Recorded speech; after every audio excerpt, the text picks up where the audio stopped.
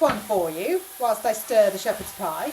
So I've just heard on the radio that the Chancellor was asked about her opinions on a wealth tax, and other countries like Switzerland have a wealth tax, and she said that they don't have an inheritance tax. So she wouldn't impose a wealth tax on the UK because it was an unproven tax and we don't know how much revenue it would bring in. She wouldn't impose a tax where she didn't know how much revenue it was bringing and it was unproven. But we added VAT onto education. That is unproven, we didn't know how much it was going to bring in, and it's brought nothing in. Now, do you trust this woman?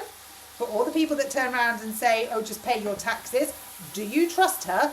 She will apply one rule to one and one rule to another. She will apply a rule towards anything that she feels will make her look more popular and save her from being kicked out, but she will not apply the same rule to actual sanity. So let's remind ourselves, we will not apply an unproven tax, but we applied an unproven tax, VAT on education. And where it was proven, in Greece, it failed.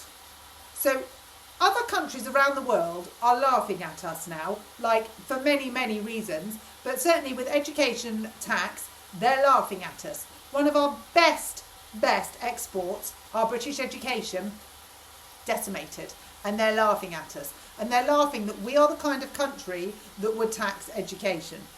I know.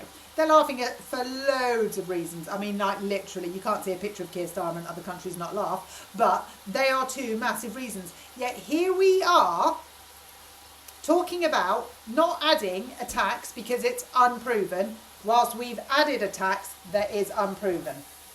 I mean, the woman beggars belief. And this is going on in the House of Commons. Everybody's having a nice chat about it. Well done, Rach. It's like, can you not see? Well, of course she can't see. She hasn't got a clue and she doesn't care. But who does that? Who actually sits there with that bare-faced hypocrisy and lies when we're talking about a wealth tax? Rachel Reeves does. Because Rachel Reeves doesn't give two hoots about you or me. She doesn't give two hoots about the kids of this country. And she hasn't got a clue about the economy.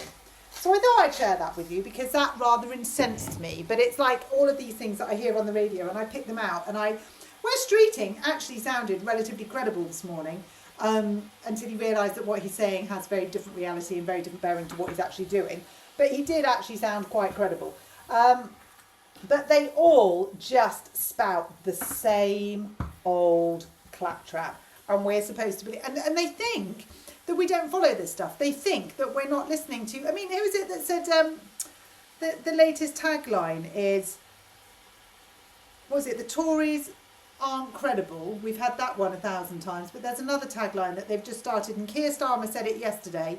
And Bridget Phillipson and Rachel Reeves, I mean, it's another memorable one. Why can't I remember it? That's so annoying. It's either menopause or the fact that they're just not memorable. But it'll come to me. They're touting it around everywhere.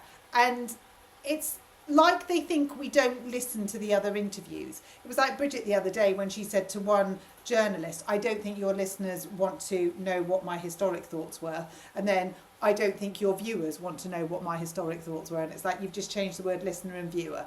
Everything else is the same. You just drill it out. That's all you do. And with all of the support that's coming in for all the candidates for Labour leader, and it's like they've got a sheet and they memorise it and then go, I will support this person because they are good.